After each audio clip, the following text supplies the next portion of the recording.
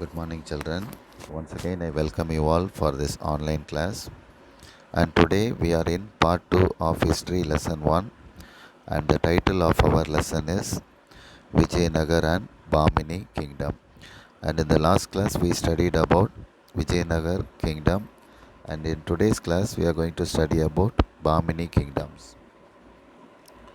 First, let's study about the foundation and consolidation of Bamini Kingdom. Alauddin Hassan Shah was a governor under one of the territories of King Muhammad bin Tughlaq. Muhammad bin Tughlaq we studied earlier. He was the cruel and uh, unworthy king. So because of his wicked nature, he was even disliked by this governor Hassan Alauddin Hassan Shah. So what happened? He protested against the king Muhammad bin Tughlaq. So because of his enmity, the king Muhammad bin Tughlaq chased him away from the kingdom, and Muhammad Shah Alauddin Hassan Shah ran away to Afghanistan. So after a while, again he came back to India, and he stayed in Dawlatabad, that is Devagiri. So from there, he took support from the military army, uh, and he rebelled against the king Muhammad bin Tughlaq. And slowly he captured the Dawlatabad, and he declared himself as the king of that particular territory. So after capturing a territory, he shifted his capital from Devagiri to Gulbarga. But after his rule, his successors followed him. They felt very hard to rule from Gulbarga. So they shifted their capital from Gulbarga to Bidar. And the Bahmani kingdom was ruled by 18 kings. Um, so now let's study about Alauddin Hassan Bahman Shah. He was not a king by nature, by heredity. He was just a governor of one small territory. But finally, he captured one territory and he became the king. And he ruled the empire for kingdom for 11 years. Okay, and he wanted to collect tax from Warangal and the Reddy kingdoms of Rajamundri and Kondavidu. And because of his desire to collect tax, there was frequent wars between them. And Alauddin Bahman Shah divided his kingdom into four territories, and those four territories are called tarafs. Okay, so for each territory, he placed one governor. He appointed one governor, and also he gave all the responsibilities to the army to run the administration and also to collect the revenue. He placed the army, and it worked well with strong kings. But for weaker kings, it became a great drawback. Okay, so after uh, Alauddin Bahman Shah, he was succeeded by his son Muhammad Shah I. So he was a able king, and he was a strong king. But he could not. He attacked Vijayanagar Empire twice, but he could not able to win. But he attacked Warangal, and he defeated Warangal, and he uh, took back a very large wealth and property, and including the fortress of Golconda and its treasured Turkish throne. So, treasured Turkish throne is the uh, light blue color royal throne, royal seat. Okay, you can see it in the display in the middle portion. So this is the royal throne, which shows the uh, pride of the kingdom. So, in order to show the authority and pride, the Bahmani kings used this particular Turkish throne. And Muhammad Shah I, he laid a very strong foundation for the kingdom to run successfully. And the system of government followed by Muhammad Shah I, it was even continued after the decline of Bahmani kingdom, which was divided into five sultanates. And he built two great mosques in Gulbarga. And, and this is the Golconda Fort, which is located 11 kilometers away from Hyderabad, which is in Telangana now. And it is 120 meters high. Okay, and it is famous for its great architectural work. And it is believed that there is a secret underground tunnel under this fort, and it leads to uh, the palace hall from the hill. So Muhammad Shah I was succeeded by his son Mina Mujahid. Mujahid, his son, succeeded the throne after Muhammad Shah I, but he was killed by his uncle named Dawood. His own uncle killed uh, his son-in-law when he went to attack Vijayanagar on his way back to Gulbarga. Okay, so after murdering his own brother-in-law, he placed he placed his brother's son as the king. He is the Muhammad Shah II. So Muhammad Shah II became the next king, and his rule was very peaceful. And he spent much of his time in building the courts, palaces, and renovating work. And he was also a great worker. And there was a constant fight between the Bahmani and Vijayanagar Empire regarding the fertile land which is located in between the uh, two rivers Tungabhadra and Krishna river. So there was a threat of war between the Vijayanagar and Bahmani empires.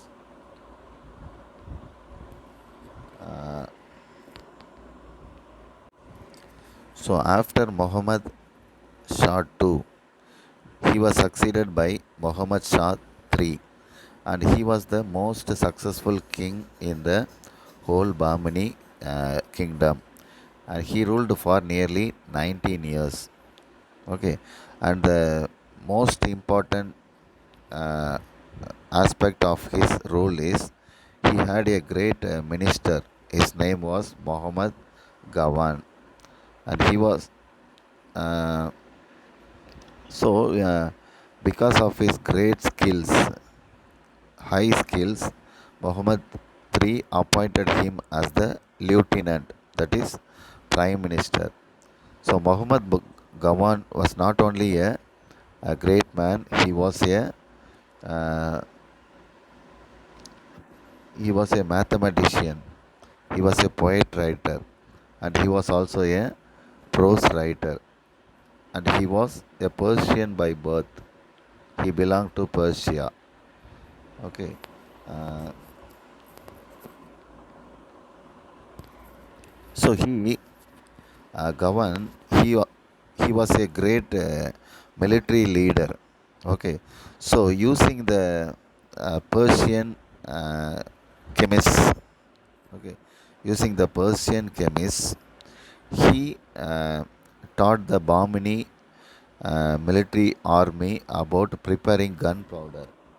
And also, in a war against Vijayanagar, he used gunpowders, uh, and also in order to have a control over the kingdom, he divided the uh, kingdom into eight. Previously, we saw Bahman Shah divided the province into four divisions, isn't it? But Gawan divided it into eight to have a proper control over the territory, easy control over the territory. He divided it into eight provinces, and the names for each province he placed one governor. So, totally eight governors, and the names of the eight governors are given in the box.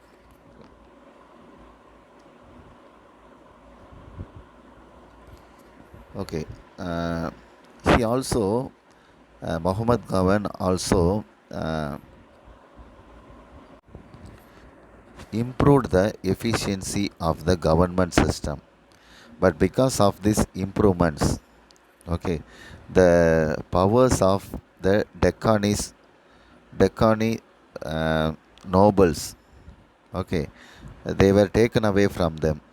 So because of the removal of powers, the Deccanis became angry with Muhammad Gawan.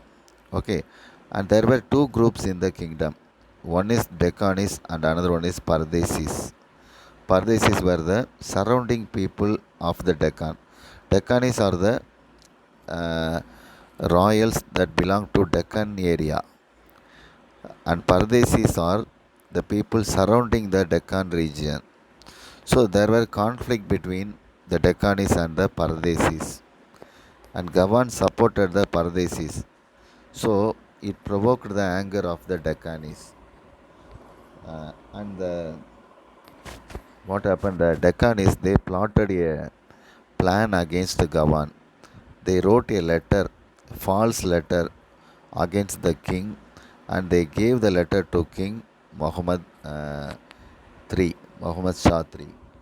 And when the king saw that fake letter, he ordered to execute, to kill Muhammad Gawan. So finally, Muhammad uh, Gawan was killed by a conspiracy, that is a murder plan uh, done by the Deccanese nobles.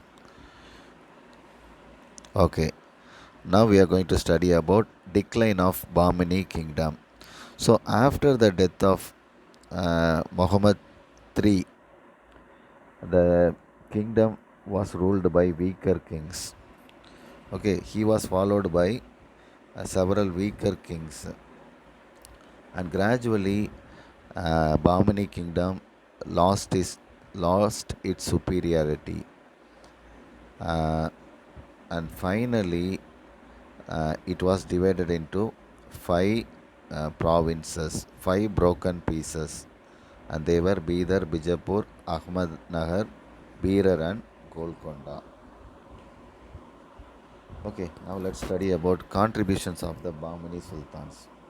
So the Bahmani sultans were great builders, and the archaeological excavations done in Gulbarga, it showed their great architectural skills. Okay, so the archaeologists they have found several palaces, public halls, residences, okay, arches, domes, okay, walls. These are some of the evidences of the great architectural works of the Bahmani sultans. Okay, finally, education. Alauddin Bahman Shah, he was educated in Multan by Zabir Khan. Multan is a place which is located in today's Pakistan. Okay, uh, and Zabir Khan was the general for Alauddin Khilji. So when Bahman Shah became king, He took special care regarding education and school system, and his son Muhammad Muhammad I was a great patron of learning. He opened several institutions and schools to educate the children of noble families regarding wars. Okay, so the school teach the children of noble family regarding war, military school. Okay, uh, and Sultan Firoz, he was the eighth Bahmani king. He was a great poet and linguist. Linguist means language, uh, a scholar in languages. Okay, uh, so he founded schools. He founded several schools in Gulbarga, Bidar, Daulatabad, and Kandahar. And he also built several boarding schools and lodging schools with uh, with the scholarship from the king's own expense. Okay, and this is the king, Sultan Firoz, the eighth Bahmani king. Okay, and also there was a world famous library built by Muhammad Gawan, who was the uh, chief minister of the king Muhammad III. Okay, so these are some of the informations regarding education. So that's it, children. So our lesson 1 of history is completed. We'll meet in the next class. See you all.